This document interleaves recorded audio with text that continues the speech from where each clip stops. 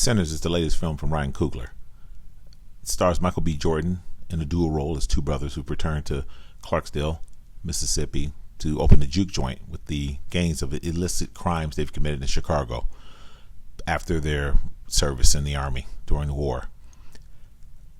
The story itself moves in different directions, and I appreciate that.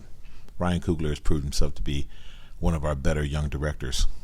And here he really is coming to his own. I believe this is his fifth film, but I'm going to consider this his first film. The other films have always been products, IPs from other people. Creed was an extension of Rocky. Black Panther was, of course, part of the Marvel Universe. Fruitville Station was it was a retelling of a real incident that occurred. This is something originally from him, something he's created from his own imagination, using things that have already existed, of course, vampires, the blues, the crime culture, etc., etc., etc. I think that, and I'm not going to really go into a review of the movie itself. I think the movie is fine. I think that there's some structural problems, I believe. I think that a lot of people have overlooked those because they think that it's not worth looking at, but I think it really is. I think that in terms of time, I think the movie, it's not what I would call an overly long movie because it moves very well. It's packed full of things, but I think that the beginning of the movie is somewhat, I won't say slow, but I think it's inefficient. It tells a lot of it gives us a lot of information. It tells a lot of story without giving us a lot of story. The two brothers are Smoke and Stack, and the two brothers have two love interests. And one of the love interests is a what we would call a hoodoo woman, a woman of the Pan-Africanist religious background. We would call the hoodoo or the voodoo. And I think that the relationship between her and Smoke doesn't really, it's there, we see it, we understand it exists, but I don't think the depth of it was given what it should have been given, considering how it plays out later in the movie. The same can be said of Stack with I can't think of the actress's name, but she plays an octoroon, and once again we're given hints of what exists there, but myself, having come from families that have octoroons in it, I understand what that really means in terms of how that socially works out when someone is dating someone who has physicality that is white appearing, and how it's difficult for them to really fit into the culture. Once again, something that plays out later. And I understand that Ryan is giving us the breadcrumbs without giving us the bread. He's allowing those of us who know what it is to know what it is. Unfortunately, I think a lot of young people don't know what it is, and a lot of them need to be given more. I had to fill it in for my children. I had to tell them what was going on in terms of that, just as a lot of people didn't understand that Chinese Americans lived in the South and were actually workers in the South because white people did not want to serve black people. So Chinese citizens found a space there to be a conduit between the two, to act as an intermediary. Still weren't accepted into the broad white culture, but they were allowed to exist in their own separate space. I've been down to Clarksdale many times, and I've seen it firsthand. There's still people down there like that. Not many. Most of them, of course, have left because, just as the blacks have left, because the history there is just so tainted. I think it was interesting to see that on screen. I thought that was something that most people don't know about, and it was good to see that actualized in a film and put there. Once again, though, I thought there could have been a little bit more given. I know that, once again, Ryan Coogler didn't really want to overfill our plates, give too much, and I appreciate that, because in the past we've had black filmmakers, I'll say it, Singleton, Spike Lee, and others, going all the way back to Jamie Fanaka, if we want to do that, who've given us too much. And oftentimes the giving too much doesn't appeal to the wider audience. There are other films that have tried to do these things before. less successfully, who've gone into these, I call it black occult, which is what it is, a separate way of talking to the spirit world rather than Christianity. The other films have been less than successful, not just with white audiences, but with black audiences as well, because black audiences are typically Christian in nature, largely, even though they acknowledge the other part of their culture. They don't like to have it shown to the wider world. So here, I did appreciate the fact that he brought that forward, and as part of the music. Once again, I don't know if people have seen the film. I don't really spoil things for them, but there is a character in here, a black character, who is gifted with the blues, and people really don't understand the legacy of that in terms of Robert Johnson, in terms of selling your soul at the crossroads. For those who don't know, Robert Johnson is an old blues guitarist, the blues guitarist. I would say that the blues guitarist. He is the progenitor, if we can say that, of the guitar and blues. He is widely accepted as the person who created the ideal of the guitar god. The guitar god is Robert Johnson. And it's not just me saying that, it's almost everyone will say that. Even the rock and roll people who understand what they're doing will tell you that Robert Johnson is the progenitor. If you listen to his music, you can hear it. You can hear the licks. You can hear the intonations he was doing. Really remarkable things that carried over for decades and decades, generations. But he was also someone who was famous for dying young and saying that the devil was chasing him, and that he was literally selling his soul to have his musical ability. That was a part of it. The ideal of to give these great gifts, to say these stories, to bring this energy to the world, you had to sell your soul. And it isn't something that was invented here in Black America. It's something that has existed throughout culture. Oftentimes, stringed instruments particularly were seen as being the work of the spirit world or the devil. And I say that truly, many people, not just in African culture, but even in Western culture, a lot of the stringed instruments were seen as being somewhat evil, or in cases with the harps, sometimes they were seen as being angelic, because music can speak to the demons or the angels. And he brings that here. I like the fact that Coogler brings that forward here in this film, where the power is the power. It just has to be expressed in the right way, and it can be expressed in an evil way or it can be expressed in a good way. It's up to the person who is expressing it. Which brings me to where I really wanted to go with this, because like I said, there are a lot of critics, a lot of people talking about the underlying themes of that.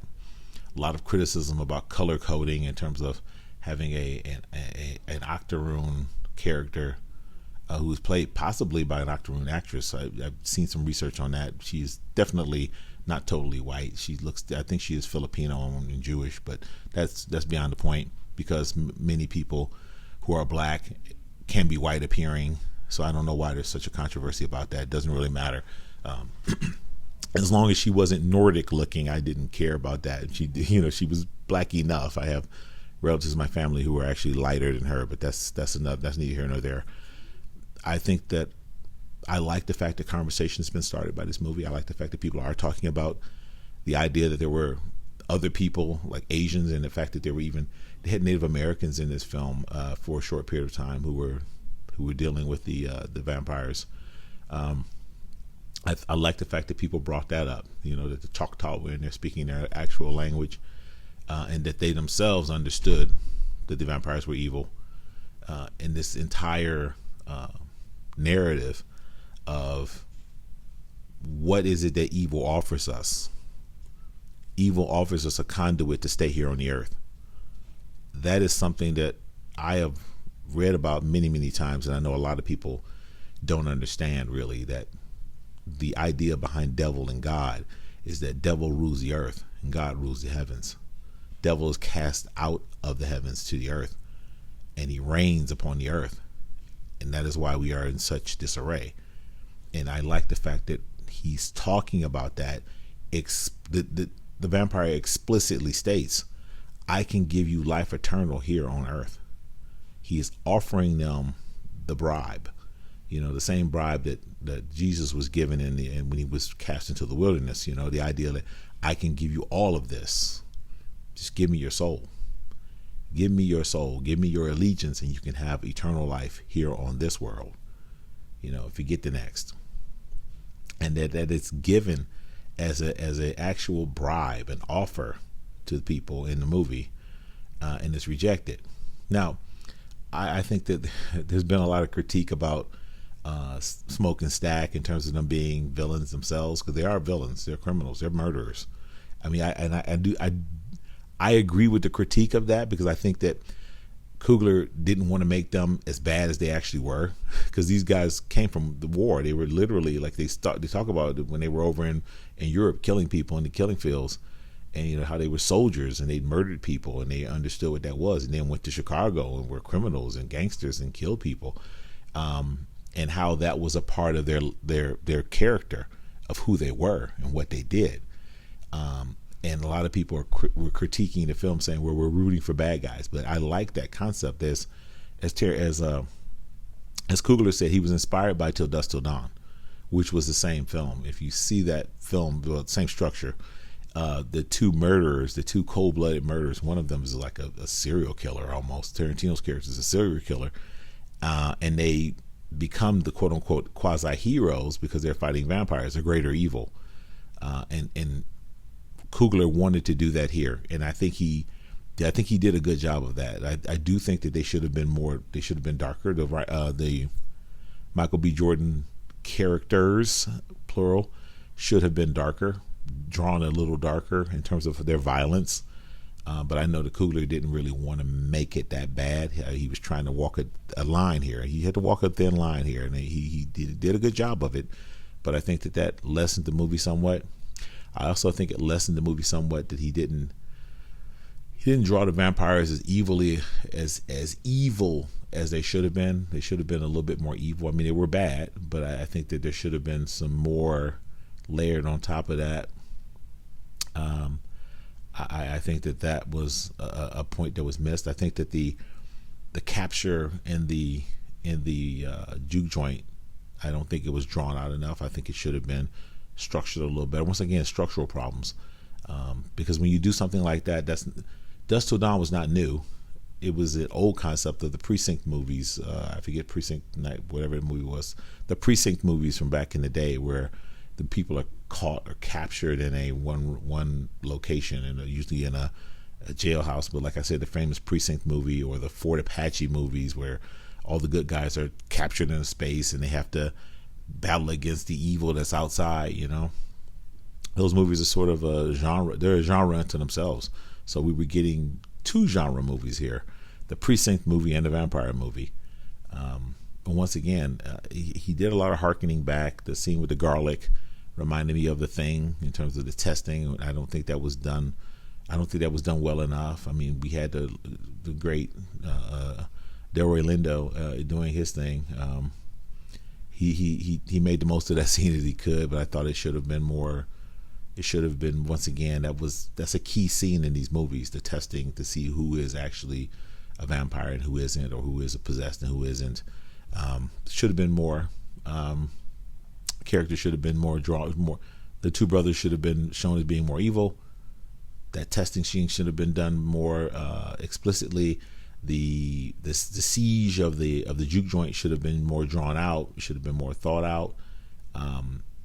And I do believe that the lead vampire should have had a little bit more to say, because he had a compelling argument for people during that time period to say, you can fellowship with me and be free of all of this. It was a compelling argument that he put forward, and something that in hearing it, you say at that time period, maybe. And later on, when we see Stack sort of living it, you have to wonder about that.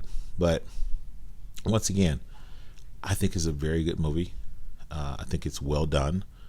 The structural problems that I talk about, that's not really something big. I mean, I go back to something like Catherine Bigelow's Near Dark, her biker vampire movie, which also has some structural problems, but it was also an excellent film and that it was showing, a biker gang, basically, that was vampiric biker gang.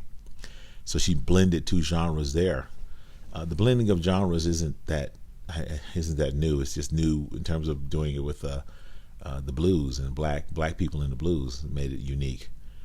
Once the Grace Jones film Vamp, where she was a vampire in a nightclub.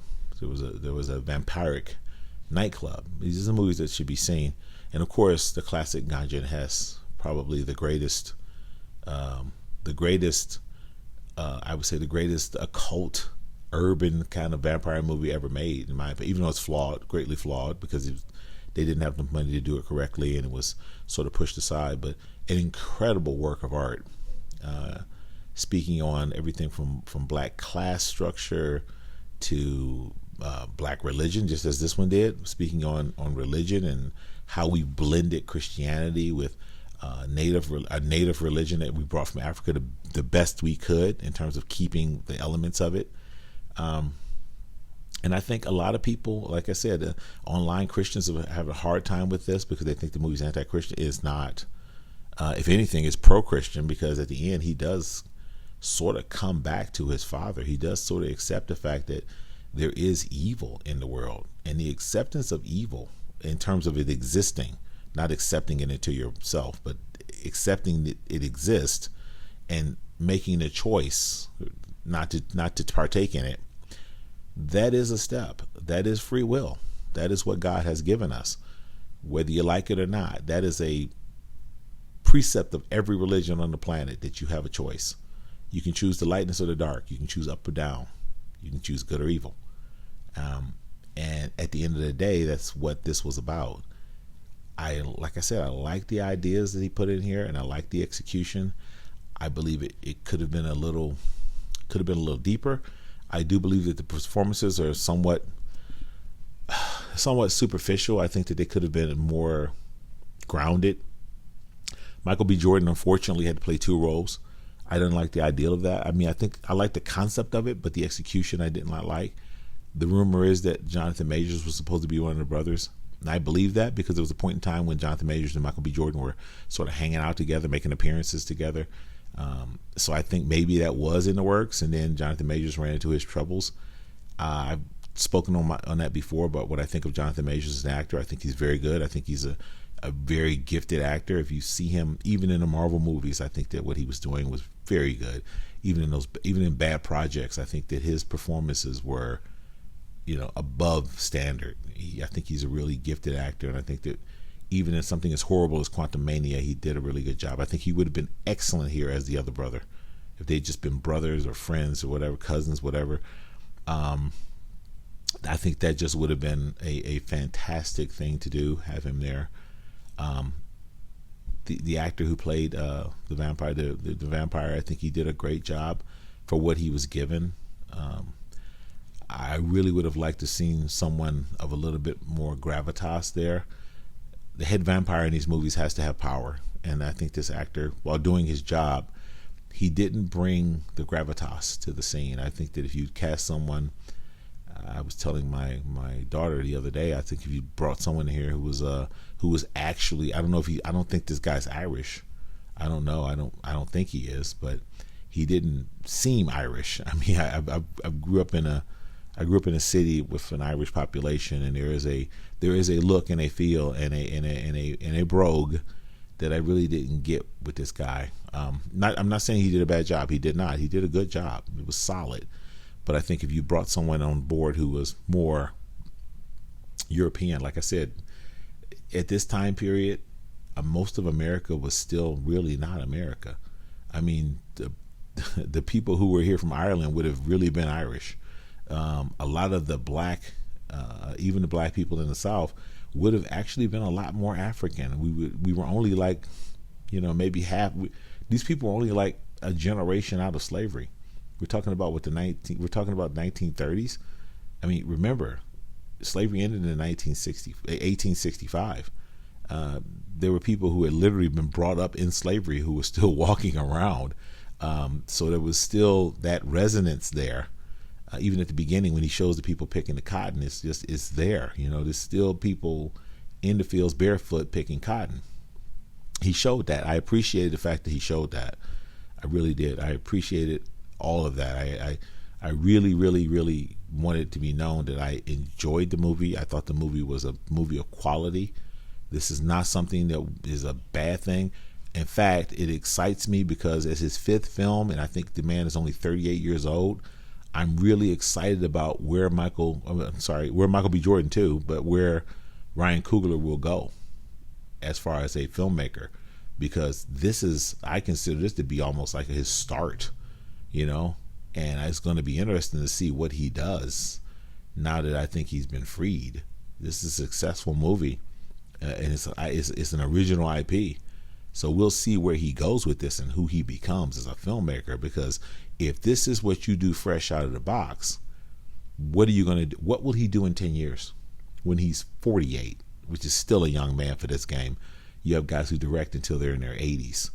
So we can really, really, really get an important film director out of this if he maintains himself and maintains his craft. Once again, I'd like to just speak on the fact that all of the talent behind the camera, the cinematography was incredible. The look and the color and the lighting and everything was just fantastic. Everyone's going to talk about that famous scene in the juke joint where the camera moves through history. Well done, well thought out. I can see that he wanted to make that the centerpiece of the film, and it works. Oftentimes when directors choose a centerpiece, they fail. You can see that they have a tracking shot or a dolly shot or action scene that they've put together and it doesn't do anything. This one is extremely effective. It will be in his canon when they do his Lifetime Award. They will show that scene as part of his canon of work. And you need to do that as a director, as a creative. You need to have that. You need to have those certain signature classic scenes in there. Every great director has that. So he's got his first one, which is really, once again, impressive. And I have to speak on, once again, the acting. I wasn't really blown away with it. And Michael B. Jordan is a movie star. I'll say it again, Michael B. Jordan is a movie star. And I'll say it one more time, Michael B. Jordan is a movie star. But as far as being a great actor, I haven't seen it yet. I mean, and there's no insult to Michael B. Jordan. I think there are a lot of great movie stars who just don't knock it out the box as actors. There's a different thing going on there. Because being a movie star and being an actor is not necessarily concurrent. You can be one without being the other. They can be mutual. They're not necessarily mutually exclusive, but they can be. Oftentimes they are. I speak to somebody like Eddie Murphy, who is obviously a movie star, but not an actor. Or as I call them, performers and actors. They're performers, they're actors. Michael B. Jordan's a performer, and he's a man that, he is an attractive man to the girls. The girls really love the way this guy looks. They're really, really, really attracted to his look, and they really like to see him on screen. And so he's going to have a great career, and that's wonderful. But in terms of carrying a film, I don't think he can really do it. I mean, Creed was different because that was a Rocky movie. The Black Panther was a Black Panther movie, and Fruitvale Station, as I said before, was based on a true story. So his abilities sort of fit with that. But in terms of being a great actor who can carry a film, I don't think so. As terms of a movie star that can carry a film, I think that maybe. I think in something like this, a project like this, yes. He can look the part. And once again, I'm not mad at Michael B. Jordan either. I think that he's a fine movie star, and a fine performer. But I think that something like this needs to carry more weight, and I didn't feel the weight. And that's my main problem with the movies. I didn't feel the weight. But I do like the conversations that have sparked up. I like the fact that people have said that this was like a callback to black capitalism. I like the fact that people were saying, well, the Irish people were victims just as much as we were, because they were turned into vampires. They were used and abused. The Chinese, of course, same thing. Everyone was in the same boat here. And at the end, near the end, when he has the climactic fight with the Klan, and he's able to shoot a bunch of Klansmen, a lot of people spoke about that being just sort of an overblown, a Pyrrhic victory. So he killed these people. So what? Nothing happens. The tacked on ending, which I thought was nice, the post credit scene. Just because I like seeing Buddy Guy, he's a legend of the game, a Black American legend. It was nice to see him get his flowers, to be seen like that, and actually gave a good performance. He was solid in that scene, he decided to turn down immortality, because you felt that Buddy Guy was actually turning down immortality. It was kind of nice to hear him deliver that line, So yeah, very solid movie, a very entertaining movie, something I think people will look at for years and years to come, and exciting for the future. Let's see where Ryan Coogler and Michael B. Jordan go, because it looks like they're a tag team. So until next time, it's been Cinema Gaze.